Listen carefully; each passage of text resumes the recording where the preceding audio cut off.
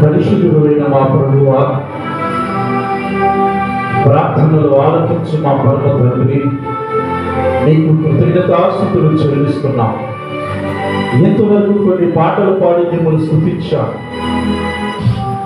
మిమ్మల్ని గణపరిచాం, మిమ్మల్ని మహిమపరిచాం, మిమ్మల్ని హెచ్చించే గొప్ప భాగ్యాన్ని మా అందరికి మీరు అనుగ్రహించినందుకు స్తుతురాలు.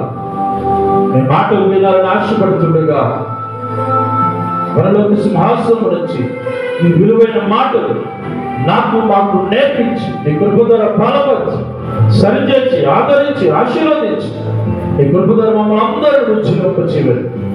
యేసుక్రీస్తు నామములో వేడుకొనుచున్నాము తండ్రి, ఆమేన్. దేవుని శ్రేష్టమైనటువంటి మాటల మీద గడిచినటువంటి రోజున దేవుడు మనతో చక్కగా మాట్లాడుతూ ఆయన విలువైనటువంటి మాటలతో దేవుడు మనల్ని బలపరుస్తూ, బలహీనమైన మనలను బలపరుస్తూ సరిచేస్తూ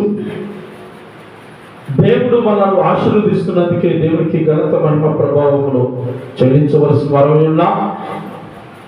ఈరోజు కూడా కొన్ని మాటలు మనం జాగ్రత్తగా విందాం. విశ్వాసమును బట్టి అనే 3వ భాగాన్ని ఈరోజు నేర్చుకుందాం. విశ్వాసమును బట్టి అనే 3వ భాగం. ఆ విలువైనటువంటి మాటలు విని దేవుని యొక్క మహాకృప చేత బలపరచబడదాం. విశ్వాసమును బట్టి అనే 3వ భాగంలో దేవుడు మనతో మాట్లాడబోతున్న ఒక అద్భుతమైనటువంటి భక్తుడు, లేక దేవుని చేత ఆశీర్వదించబడినటువంటి భక్తుడి గురించి ఈరోజు నేర్చుకోబోతున్నాం. ఇంతకు ఎవరిని ఆశీర్వదించారో కూడా ఈరోజు విలువైన మాటలు మనం చక్కగా నేర్చుకుందాం. విశ్వాసమును బట్టి అనే అంశము ద్వారా ఇస్సాకు యాకోబుని ఆశీర్వదించెను. ఇస్సాకు విశ్వాసమును బట్టి యాకోబును ఆశీర్వదించెను. ఈ మాట కొత్త నిబంధనలో హెబ్రీ గ్రంథకర్త రాస్తూ చక్కగా ఆ మాటలు వారికి వివరిస్తున్నాడు. ఆ మాటలు ఈరోజు మనం జాగ్రత్తగా నేర్చుకోవడానికి ప్రయత్నం చేద్దాం. హెబ్రీయులకు రాసిన పత్రిక 11వ అధ్యాయం 20వ వచనాన్ని చదువుతున్నాను. హెబ్రీయులకు రాసిన పత్రిక 11వ అధ్యాయం 20వ వచనం. విశ్వాసమును బట్టి ఇస్సాకు జరగబోవు సంగతుల విషయమై యాకోబును ఏశావులను ఆశీర్వదించాడు. ఇంతకు ఎవరు ఇస్సాకు? రాత్రి విన్నాం. ఎవరు కొడుకు ఈ ఇస్సాకు? ఇస్సాకు తండ్రి పేరు ఏం పేరు? ఎన్ని తెలిస్తే మీరు ఎప్పుడు బాగుపడేవారు అయ్యారు? తెలియకిన కదా ఇంకా ఇట్లా ఉంటున్నాం అనుకుంటున్నారా? కాదండి, తెలుసు మీకు. ఇస్సాకు తండ్రి పేరు ఏం పేరు? రాత్రి విన్నాం కదండి, అబ్రహాము. ఎన్ని సంవత్సరాలు పుట్టాడు ఈ యొక్క ఇస్సాకు? అబ్రహాముకి ఇంచుమించుగా 100వ సంవత్సరంలో పుట్టాడు. ఈ 100వ సంవత్సరం పుట్టినటువంటి ఇస్సాకు ఎలా పెరుగుతున్నాడంటే తన తండ్రి అయినటువంటి దేవుణ్ణి ఆరాధిస్తున్నాడు. ఎందుకు తన తండ్రి అయినటువంటి దేవుడు ఎవరు?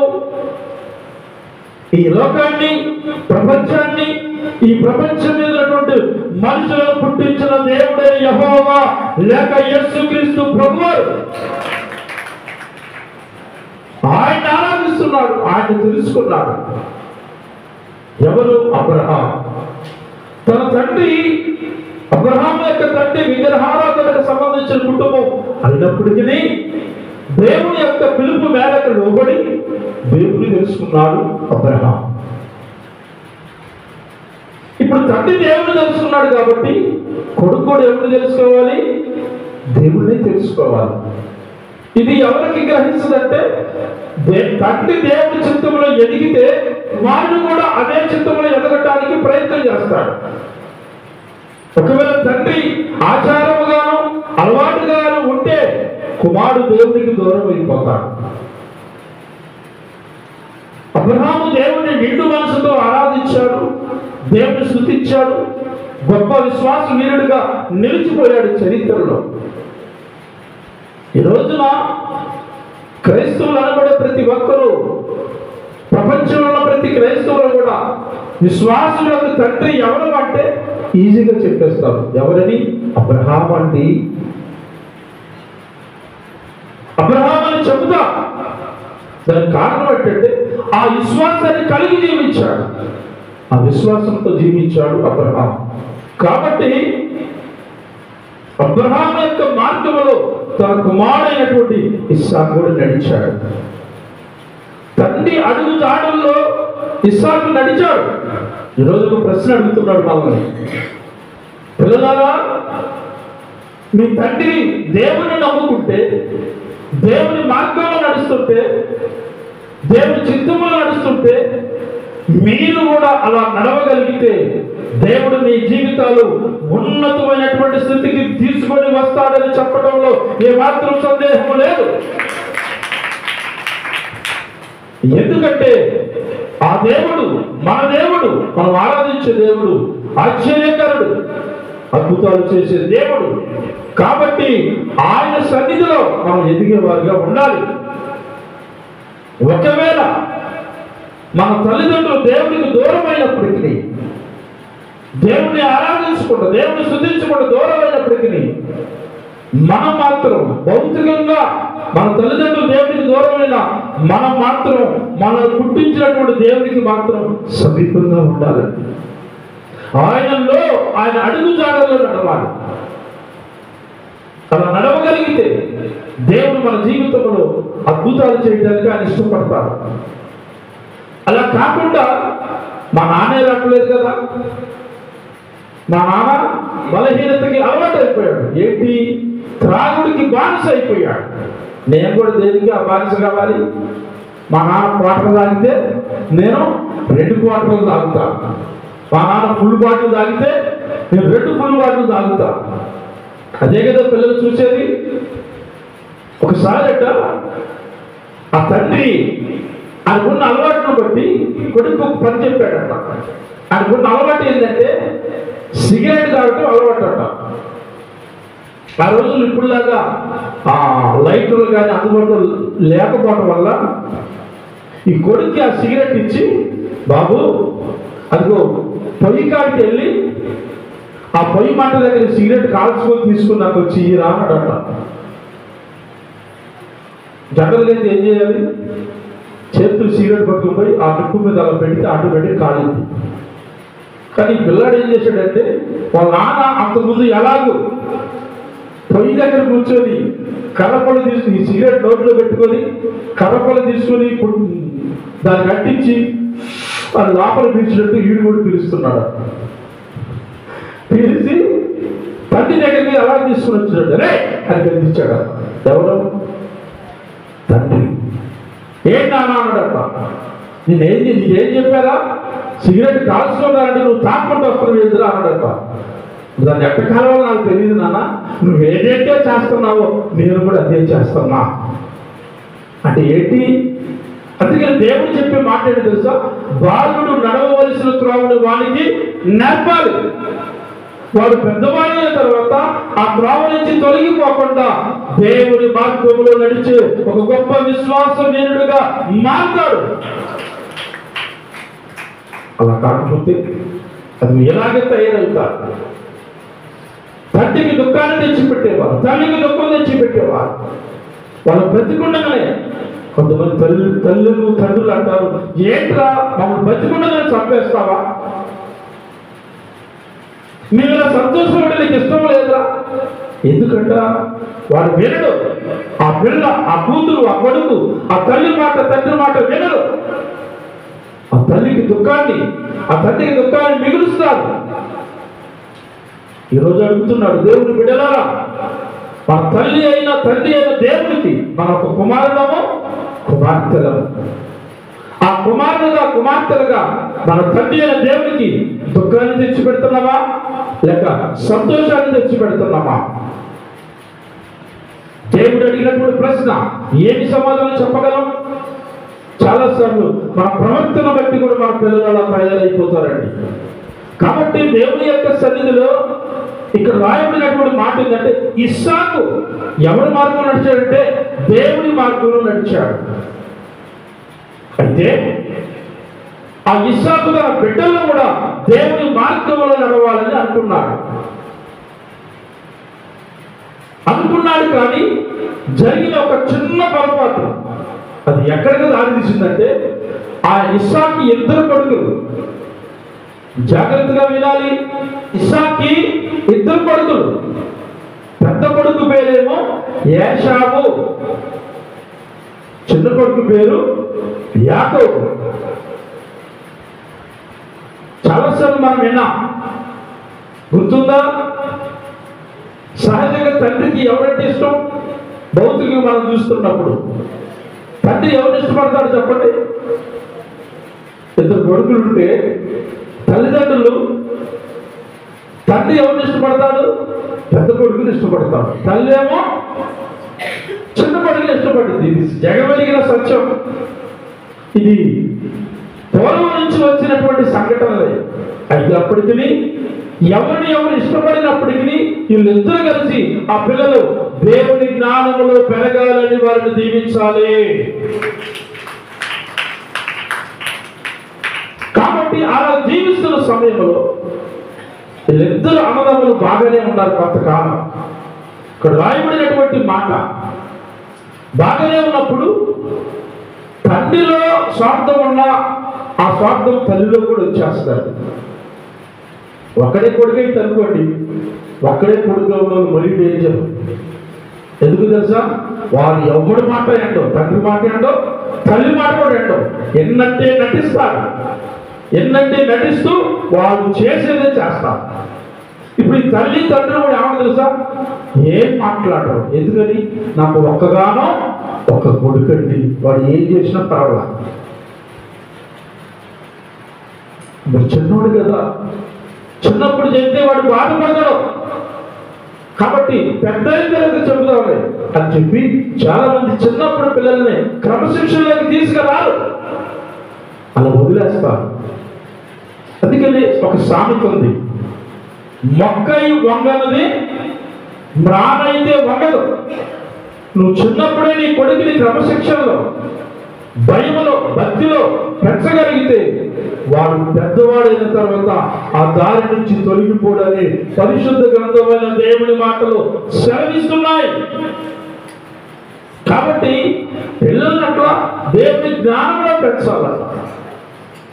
చాలా సందర్భాలు కొన్ని మాట ఏంటంటే నాకు చాలా బాధ కలిగింది. ఒక గాన కొడుకు మంచిదే, ఆ కొడుకును ప్రేమించు, తప్పు లేదు, కానీ అధికంగా ప్రేమించకు. ప్రేమించాలి కానీ ప్రతి వారు పిల్లల్ని అధికంగా మాత్రం ప్రేమించకూడదండి.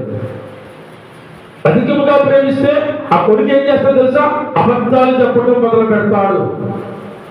నీ ప్రేమను అలుసుగా తీసుకొని నిన్ను నమ్మిస్తాడు, తండ్రిని నమ్మిస్తాడు, తల్లిని నమ్మిస్తాడు, చివరికి తన జీవితాన్ని నాశనం చేసుకుంటాడు. కాబట్టి పిల్లలను ప్రేమించాలి, కానీ అధికముగా మాత్రం ప్రేమించకూడదండి. ఈరోజు దేవుడి యొక్క సన్నిధిలో మనం ఎలా ఉంటున్నాం?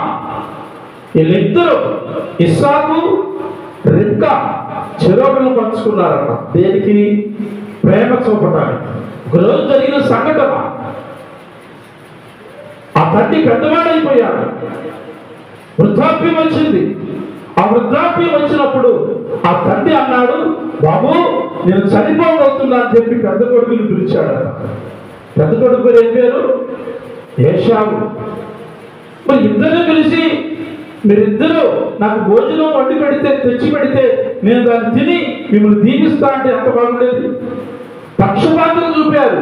ఒక తండ్రి చూపినప్పుడు ఈ పెద్ద కొడుకుతో చెప్పినటువంటి మాట ఏంటంటే, నువ్వు అడవికి వెళ్ళి వేటాడి మాంసం తీసుకొచ్చి మీ అమ్మకి ఇస్తే మీ అమ్మ వండి పెట్టింది, నేను చక్కగా దాన్ని తిని నిన్ను ఆశీర్వదిస్తాను అని చెప్పి పెద్ద కొడుకు చెప్పాడట. ఇప్పుడు ఈ మాట ఎవరన్నారు తెలుసుకున్నది? ఎవరన్నారు? ఇస్సాకు భార్య అయిన రిబ్కా. ఇది ఇప్పుడు ఎవరిని పిలవాలేమా? ఏమకి ఎవరంటే ఇష్టం చెప్పాలి. ఏమకి ఎవరంటే ఇష్టం? చిన్న కొడుకు ఇష్టం. చిన్న కొడుకు పేరు యాకోబు. ఇప్పుడు ఆ తల్లి ఏమంటే రే చిన్నవాడు రారా. కొంతమంది విచిత్రం, నాకు విచిత్రం అని పేర్లు పిలుస్తుంటారు. పిల్లలకి పేర్లు ఉంటాయి, నిక్ నేమ్లు కూడా ఉంటాయి. ఈ తారక మళ్ళీ చిన్నోడా పెద్దోడా పేరు లేకపోతే పిలిచిన పర్లేదు, కానీ పేరు ఉన్నప్పుడు ఇంకా చిన్నోడా పెద్దోడా నిక్ నేమ్లు ఉంటాయి. అవి తారక ఇంకా చిన్నోడు పెద్దోడు. వాళ్ళ పెద్ద వయసు వచ్చి ఆ పిల్లలు వాళ్ళకి పిల్లలు పుట్టినా ఈ తల్లికి ఎక్కడుంటాడు ఆ కొడుకు? చిన్నోడా పెద్దవాడై ముసలివాడయ్యే స్థాయికి వస్తున్నాడు. అయినప్పటికీ ఈ తల్లి చిన్నవాడా అంటది. అంటే ఇంకా చిన్నోడేనా? ఆలోచించాలి. పిల్లలు పెరిగి పెద్దవాళ్ళు అయితున్నప్పుడు తల్లికి ఇంకా చిన్నవాళ్ళ కనపడతారు. ఆదికాండం 27వ అధ్యాయం 6వ వచనం. అప్పుడు రిబ్కా తన కుమారుడు యాకోబును చూచి, ఇదిగో నీ తండ్రి నీ అన్న అయిన యాషావుతో మృతి పొందకు మునుపు నేను తిని యెహోవా సన్నిధిని నిన్ను ఆశీర్వదించినట్లు నా కొరకు మాంసము తెచ్చి నాకు రుచిగా భోజ్యములను సిద్ధపరచమని చెప్పగా వింటిని. కాబట్టి నా కుమారుడా, నా మాట విని నేను నీకు ఆజ్ఞాపించినట్లు చేయమన్నది. కుమారుడా అన్నది. నా కుమారుడా అని పిలిచి నేను చెప్పినట్టు చెయ్యి. ఏం చేయమంటావు అమ్మా? మన మందలోకి వెళ్ళి ఒక మేక పిల్లను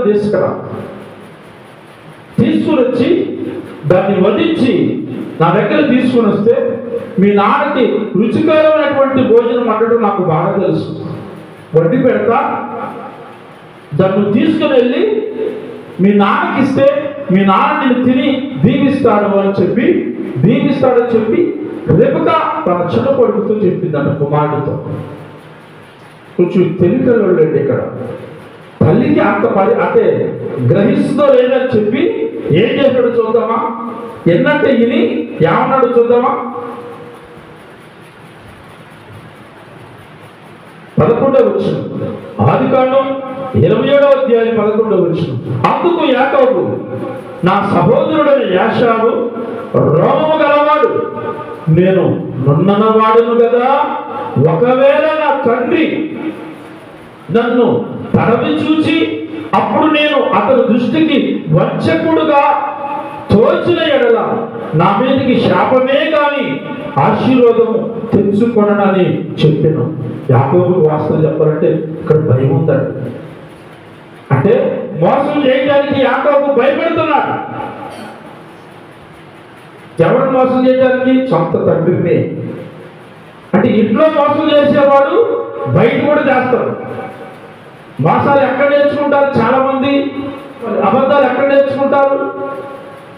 అబద్ధం చెప్పడం, మోసం చేయటం. కొంతమంది ఏమో బయట నేర్చుకుంటారు, బయట స్నేహితుల దగ్గర, ఇరుగు పొరుగు వాళ్ళ దగ్గర నేర్చుకుంటారు. కొంతమంది ఏమో ఇంట్లోనే వాళ్ళకి పాఠశాల. ఇదిగో యాకోబుకి ఇంట్లోనే స్టార్ట్ అయింది. అక్కడ అంటాడు, నాన్న దృష్టికి నేను వంచకుడుగా కనపడతా, శాపం వస్తుంది నా మీదకి. దేనికి? నా తండ్రిని మోసం చేస్తే శాపం వస్తుంది కాబట్టి నేను వెళ్ళను అన్న మాటకి తల్లి అన్న మాట ఏంటో చూద్దామా? 13వ వచనం. అయినను అతని తల్లి, నా కుమారుడా, ఆ శాపము నా మీదకి వచ్చును గాక, నీవు నా మాట మాత్రము విని పోయి వాటిని ఎత్తుకు తీసుకొని రమ్మని చెప్పగా. నిజంగా తల్లి ఎంతగా ప్రేమిస్తారండి పిల్లల్ని. ఆ శాపం మీద నా మీదకి వస్తుంది, కానీ నువ్వు మాతో వెళ్ళాలి, ఆశీర్వాదంతో నువ్వు సంతోషపడాలి. నిజంగా జాగ్రత్తగా ఒక మాట. చాలాసార్లు చాలా మంది తండ్రులు పిల్లలు విడిచి బ్రతుకుతారు, కానీ మళ్ళీ చెప్తున్న వినండి జాగ్రత్తగా. తండ్రులు పిల్లలు విడిచి బ్రతుకుతారు, కానీ తల్లి బ్రతకలేదండి. ఎందుకంటే ఆ తల్లి మంచి చేసో చెడు చేసో ఆ పిల్లల్ని పెంచి పోషించి వాళ్ళ ప్రయోజకులు చేయాలని చూస్తుంది. అదే పెద్దలు అన్నట్టుగా కర్ణ ప్రేమ, కడుపులో నుంచే ప్రేమ. ఆ కడుపులో నుంచి ప్రేమ అంత బలవంతం చేస్తారు. తండ్రులు మాత్రం నిజంగా, అంటే అందరు కాదు, జాగ్రత్త. జ్ఞానం గల తండ్రులు ఉన్నారు, బాధ్యత లేని తల్లులు కూడా ఉన్నారు. చాలా మంది తల్లులు పిల్లలను వదిలిపెట్టి వారి సుఖమే, వారి సంతోషమే అని చెప్పి సంతోషించే తల్లులు కూడా లేకపోలేదు. తండ్రులు ఉంటారు, తల్లులు ఉంటారు. అయితే ఇక్కడ మన దేవుడు చెప్పే మాట ఏంటంటే, ఈ లోకంలో ఒక తల్లిగా తండ్రిగా మనము మన తండ్రి అయిన దేవునికి, మన దేవునికి పేరు తెచ్చేవారిగా ఉండాలి. ఆయనకు మహిమ తెచ్చేవారిగా మనం ఉండాలి. ఇదిగో పలానా వాళ్ళు పిల్లలండి, ఇంట్లో ఉన్నప్పుడు కానీ బయటకు వచ్చినప్పుడు కానీ వాళ్ళు చాలా భయభక్తులతో ఉంటారండి. కానీ కొంతమంది పిల్లలండి, వాళ్ళ ఇష్టానుసారంగా ఇంట్లో భయం లేదు, బయట భయం లేదు, ఎక్కడా భయం లేదు. దానికి కారణం ఏంటంటే తల్లి తండ్రుల యొక్క భయం లేకపోవడం. కాబట్టి ఇక్కడ రెబెకాలో ఒక గొప్ప లక్షణం మనం చూస్తున్నాం. ఆ తల్లి అనే మాట ఏంటంటే, అయ్యా ఆ శాపం మీద నా మీద వచ్చిన పర్వాలా, నీవు మాత్రం ఖచ్చితంగా ఆశీర్వాదం పొందుకోవాలి, ఆ దీవెన నీకు కావాలి అని చెప్పి కొడుకు మీద పంపిస్తూ ఆ శాపం మీద నా మీదకి వస్తుంది అంటాడు. తండ్రి అక్కడ ఈ మాట అనలేడు. కేవలం ఈ లోకంలో తండ్రి అనగాని, ఈ లోకాన్ని పుట్టించిన, నిన్ను నన్ను పుట్టించిన మన తండ్రి అయిన దేవుడు మనందరి శాపములు ఆయన మీద వేసుకున్నాడు. 2024 సంవత్సరాల క్రితం మనము ఆయన బిడ్డలమైన మనందరి కోసం జగత్తు పునాది వేయబడక మునిపే నిన్ను నన్ను రక్షించాలని మనందరి కొరకు కలువరిగిరుడు ఆయన ప్రాణం పెట్టాడు. శాపగ్రస్తుడుగా, శాపగ్రహిగా మార్చబడ్డాడు. ఎందుకు? మనమంటే మన దేవుడికి అంత ఇష్టం. అంటే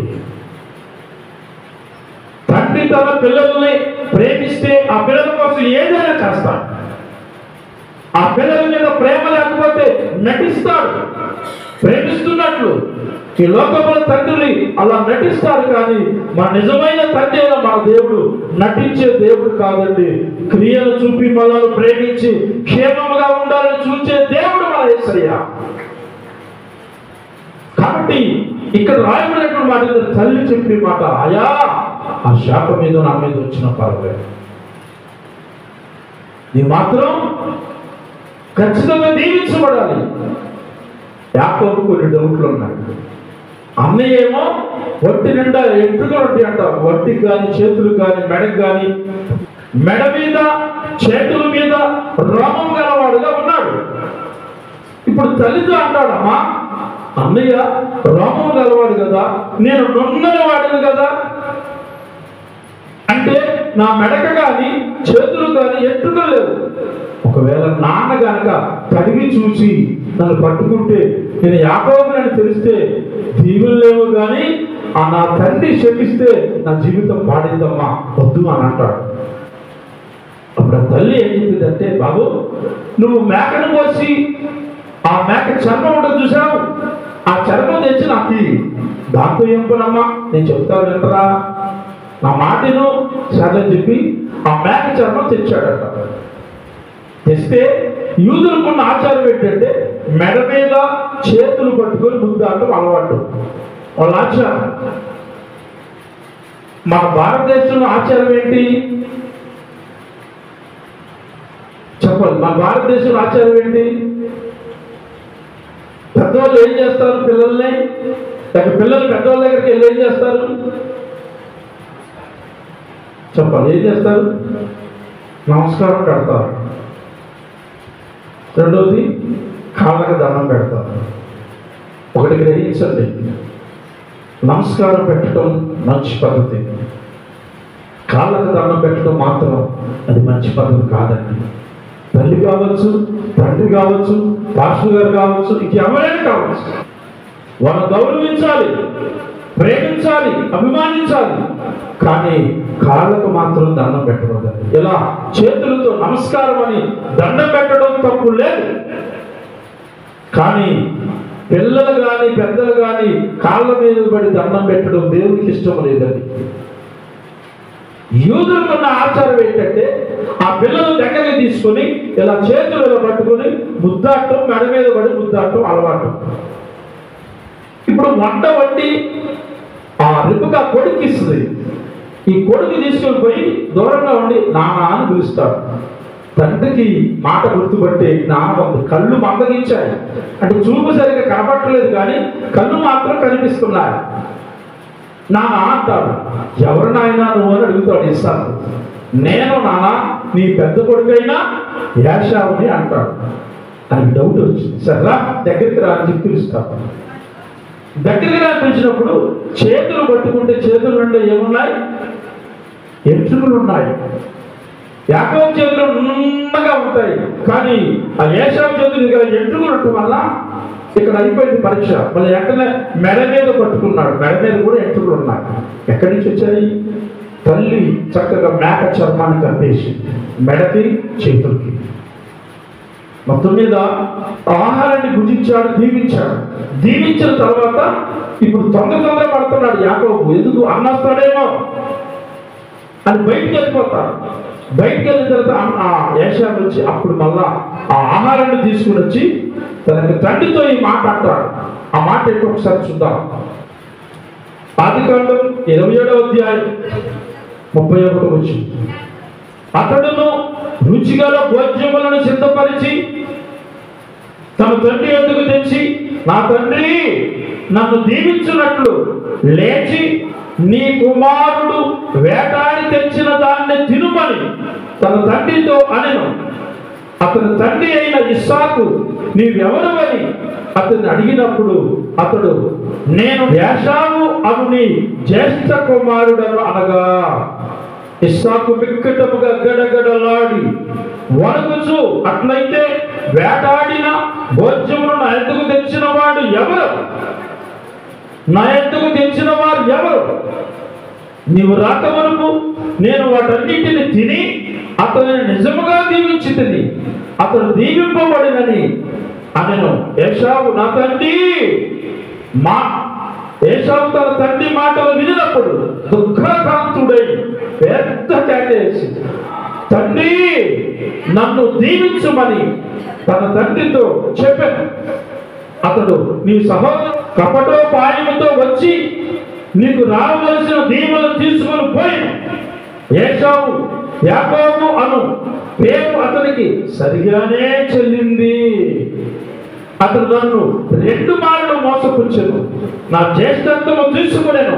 ఇదిగో ఇప్పుడు నాకు రావలసిన దీవెనలు తీసుకునేనని అందుకు ఇస్సాకు, ఇదిగో అతన్ని నీకు ఏలికగా నియమించి బంధు జనములందరినీ అతనికి దాసులుగా ఇచ్చితిని.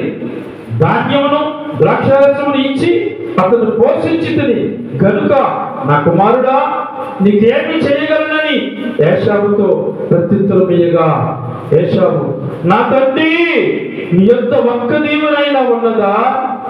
నా తండ్రి నన్ను కూడా దీవించుమని తన తండ్రితో చెప్పి ఏశావు ఎలుగెత్తి ఏడవగా, అతని తండ్రి అని ఇస్సాకు, నీ నివాసము భూసారము లేకయు పైనుండి పడు ఆకాశము మంచు లేకయు ఉండును. నీ మతి చేత బ్రతుకుదువు, నీ సహోదరునికి దాసుడు వగుదువు. నీవు తిరుగులాడుచుండగా నీ మెడ మీద నుండి అతని కాడి విరిచివేయుదు అని అతను ఉత్తరం ఇచ్చాడు. ఏమి లేవు, దీవులన్నీ నీ తమ్ముడు పొందుకున్నా. అయితే నా పరిస్థితి ఏంటి? ఇదిగో నీ పరిస్థితి కత్తి చేత బ్రతుకుతావు. తర్వాత ఏం జరిగింది చూద్దామా? ఈ మాట చెప్పి నేను ముగిస్తాను. తర్వాత ఈ మాట చెప్పి నేను ముగించడానికి ప్రయత్నం చేస్తాను. ఆదికాండం 28వ అధ్యాయం మరలా మొదటి నుంచి కొన్ని వచనాలు చదువుదాం. ఆదికాండం 28వ అధ్యాయం మొదటి నుంచి కొన్ని వచనాలు. ఇస్సాకు యాకోబును పిలిపించి, నీవు కనాను కుమార్తెలలో ఎవరితోనూ వివాహము చేసుకొనకూడదు. నీవు లేచి బద్దగలామలో ఉన్న నీ తండ్రి అయిన బెతూయేలు ఇంటికి వెళ్ళి అక్కడ నీ తల్లి సహోదరుడు లాబాను కుమార్తెలలో ఒకదానిని వివాహము చేసుకొనమని అతనికి ఆజ్ఞాపించాడు. మూడవ సర్వశక్తి గల దేవుడు నిన్ను ఆశీర్వదించి నీవు అనేక జనములగునట్లు నీకు సంతానాభివృద్ధి కలుగు చేసి నిన్ను విస్తరింపజేసి నీవు పరవాసివైన ఈ దేశమును అనగా దేవుడు అబ్రహాములకు ఇచ్చిన దేశమును నీవు స్వాస్థ్యముగా చేసుకున్నట్లు ఆయన నీకు అనగా నీకును నీతో కూడా నీ సంతానములకును అబ్రహాములకు అనుగ్రహించిన ఆశీర్వాదమును దయచేయుగాక అని అతనిని దీవించెను.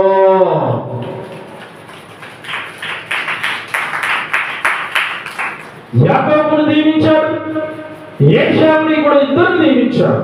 తండ్రి యొక్క లక్షణాలు అదే, ఇద్దరు దీవించేశాడు. ఇప్పుడు గ్రహించండి, తండ్రి ఒక్కరిని అదే, చిన్న కొడుకు ఒక ప్రాంతంలో పెద్ద కొడుకు ఒక ప్రాంతంలో ఉంటానికి కారణం ఎవరు? ఇది చెప్పారు, నేను ముగిస్తాను. ఎవరు కారణం చెప్పండి? దేవుడా లేక పిల్లల లేక తల్లిదండ్రుల? చెప్పాలి. ఇప్పుడు చదివినటువంటి మాటలను బట్టి ఎవరి కారణం? దేవుడా, ఆ పిల్లల లేక తల్లిదండ్రుల? ఒక్కరు చెప్పండి గట్టిగా. తల్లిదండ్రులే. ఎందుకని? వారిద్దరి మధ్య ఏం లేదు, సఖ్యత లేదు.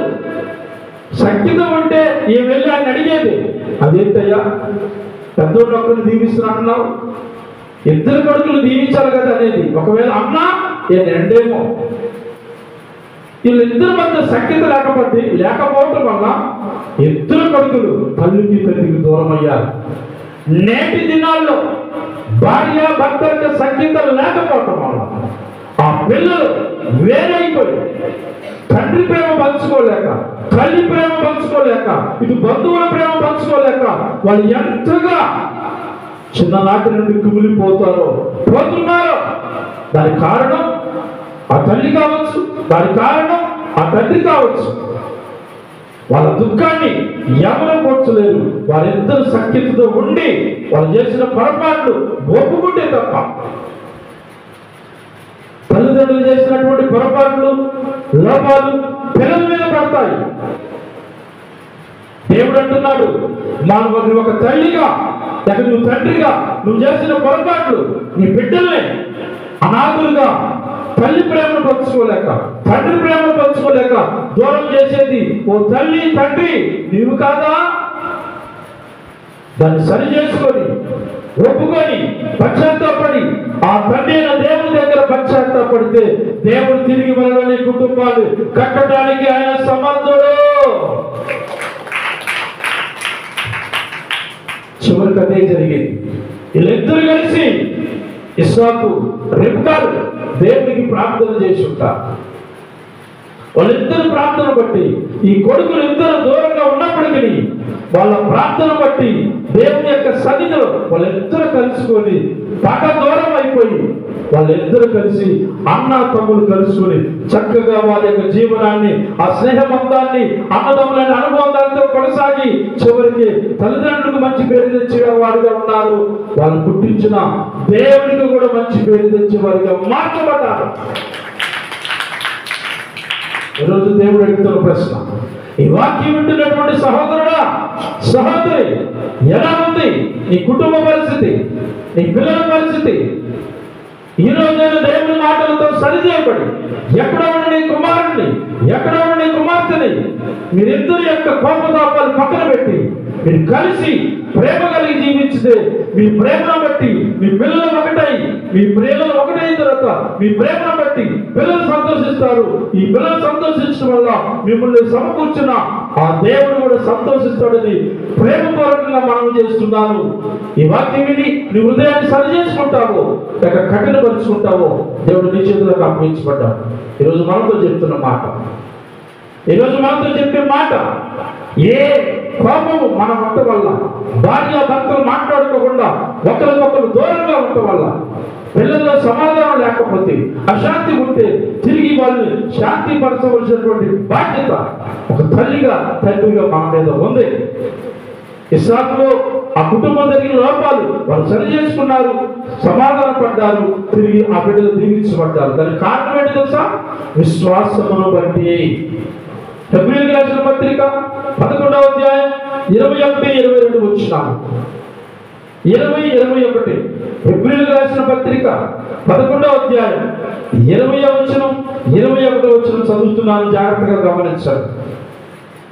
విశ్వాసమును బట్టి ఇస్సాకు జరగబోవు సంగతుల విషయమై యాకోబును ఏశావును ఆశీర్వదించిన. విశ్వాసమును బట్టి యాకోబు అవసర కాలమందు యోసేపు కుమారులలో ఒక్కొక్కని ఆశీర్వదించి తన చేతి కర్ర మొదలుకొని ఆనుకొని దేవునికి నమస్కారము చేసేను. అద్భుతమైనటువంటి మాటలు రాశాడు ఇక్కడ. విశ్వాసమును పట్టాడు. ఏ విశ్వాసం? మన విశ్వాసం కాదండి, దేవుడిచ్చిన విశ్వాసం. ఏంటా దేవుడిచ్చిన విశ్వాసం? మనం అంటే విశ్వాసం అంటే ఏంటి? నమ్మకం. ఆ నమ్మకం మందకాలి ఉండాల్సింది. దేవుని యొక్క విశ్వాసం దగ్గర నమ్మకం. ఎవరేమి చెప్పినా, ఎవరేమన్నా, నా పిల్లలు ఎటువంటి వాళ్ళు నాకు తెలుసు. ఒకవేళ నా పిల్లల లోపం ఉంటే నేను సరి చేసుకుంటా అని చెప్పబడినటువంటి వారే నిజమైనటువంటి తల్లిదండ్రులు అండి. దేవుని యొక్క సన్నిధిలో అట్టి వారే నిజమైనటువంటి తల్లిదండ్రులు. అలా కాకుండా ఎవరో ఏదో నీ భార్య గురించి, నీ భర్త గురించి ఏదో ఒక మాట చెప్తే దాన్ని నమ్మి చివరికి నీ కుటుంబంలో సంతోషం సమాధానం లేకుండా చేసుకొని ఆ కుటుంబంలో నెమ్మది లేకుండా చేసుకుంటే ఎవరి కారణం, ఎవరి నష్టం? అంటే నమ్మకం అనేది లేకపోతే, ఆ నమ్మకం లేకపోతే ఇదిగో ఈ రోజున ప్రపంచంలో అనేక కుటుంబాలు సమస్యల కారణం, సమాధానం లేకపోవడం కారణం ఏంటి తెలుసా? ఇద్దరి మధ్య నమ్మకం లేకపోవడం. నమ్మకం ఉంటే దేవుడు చెప్పే మాట తెలుసా? నమ్మకమైన వారికి దీవెనలు మెండుగా కలుగును. ఆ దీవెనలు దేవుడు మనకు అనుగ్రహించునుగాక, మన బిడ్డలకు అనుగ్రహించునుగాక, మన గ్రామానికి దేవుడు అనుగ్రహించునుగాక. ఆ ఆశీర్వాదములు దేవుడు మన దేశానికి అనుగ్రహించునుగాక. ఆ విశ్వాసం దేవుడు మన కుటుంబంలో అనుగ్రహించునుగాక. మన సంఘములో దేవుడు అనుగ్రహించునుగాక. మన గ్రామంలో దేవుడు అనుగ్రహించునుగాక. అది దేవుడు కోరుకున్నది. దేన్ని బట్టి? విశ్వాసాన్ని బట్టి, నమ్మకాన్ని బట్టి. ఏం జరిగిందంట? ఆశీర్వదించబడతామట. విశ్వాసమును బట్టి ఇస్సాకు యాకోబును ఏశావులను ఆశీర్వదించాడు. మరి మన విశ్వాసాన్ని బట్టి మన దేవుడైన యెహోవా లేక యేసయ్య ఏం చేస్తాడు తెలుసా? మనల్ని ఆశీర్వదిస్తాడు, మన బిడ్డల్ని ఆశీర్వదిస్తాడు. రాబోయే తరతరములన్నింటినీ మన దేవుడు ఆశీర్వదించునుగాక. తలలు ఉంచుదాం, కళ్ళు మూసుకుందాం, ప్రార్థించాలి. ప్రతి ఒక్కరూ ప్రార్థన దేవుని సన్నిధిలో ఉన్న మనం విశ్వాసమును బట్టి అడుగులు ముందుకు వేయాలి. అది ఏ విశ్వాసము? దేవుడు ఇచ్చే విశ్వాసం. నీ విశ్వాసము కాదు, నీ నమ్మకము కాదు. నీ నమ్మకం ఏం చేస్తుంది తెలుసా? నువ్వు మంచివాడివి, నువ్వు మంచిదానివి అని నిన్ను మోసం చేస్తుంది. అదే దేవుడి విశ్వాసం నీలో ఉన్న లోపాలను సరిచేసింది, ఎదుటి వారిని క్షమించే తత్వానికి మార్చింది.